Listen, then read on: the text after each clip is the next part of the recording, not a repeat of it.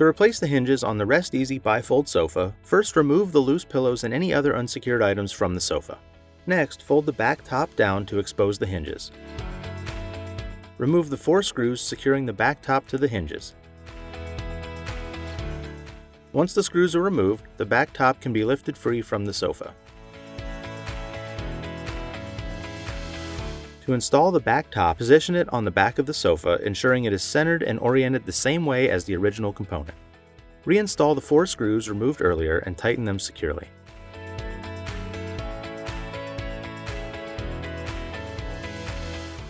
Check that the back top moves smoothly through its full range of motion and operates correctly. Finally, reposition any cushions, pillows, or other items that were removed during this procedure.